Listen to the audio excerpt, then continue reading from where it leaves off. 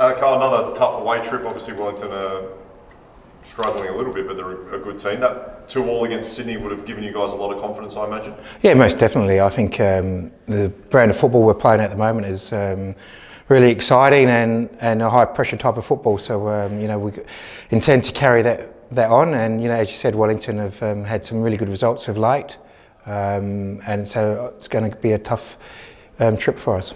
They're running out of games. Maybe an opportunity to sort of potentially end someone's season. What do you have to watch out for from Wellington?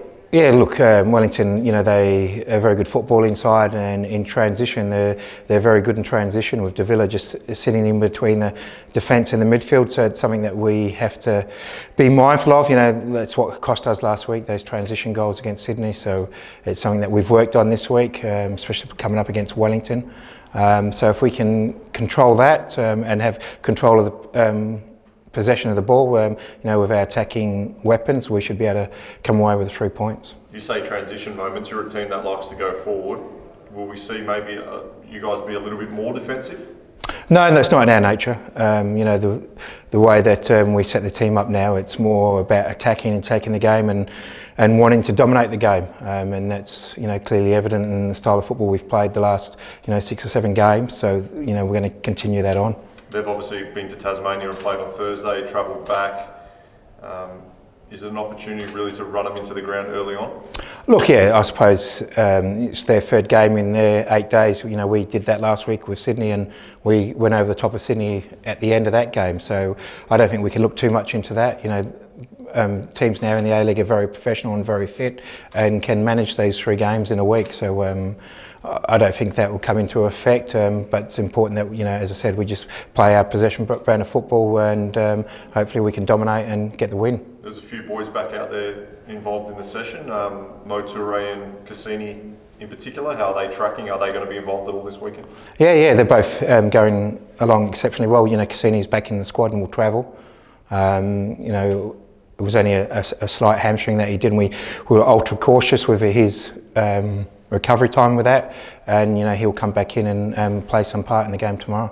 And Mohammed, yeah, he just needs a little bit more time. He needs some matches. He hasn't played a game for 6 or 7 weeks, so it's too much of a push to push him into this game. And unfortunately, our youth team doesn't play this weekend, so we can't get him a game this week. So he'll be at least another week or 2 away. And Jakobsen? Jaco is travelling really well. We hope to have him back in 3 or 4 weeks' time. Harvey as well. Harvey was running on the ground today as well. So the same thing. We're looking 3 or 4 weeks to have them both back. It's such a tight table. We saw some of the results, recently, even last night. How much do you look at the table? I mean, potentially you could go top this week. Yeah, look, you always sort of have one eye on that, and history shows that if you want to finish in the top 2, you have to get at least 46 points, and that's our goal, to finish in the top 2. So we know we're 5 or 6 wins away from that, and it's important that we just get a win tomorrow and then go into the next game. How realistic is that top 2 finish?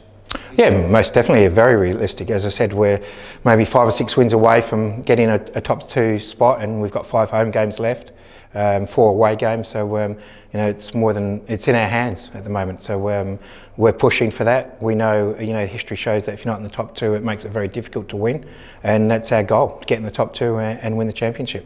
Does it say a lot about the program that you've set up with Ross and Eugene and Bruce, that we've been able to perform so well this season and do so well with such a strong crop of South Australian players?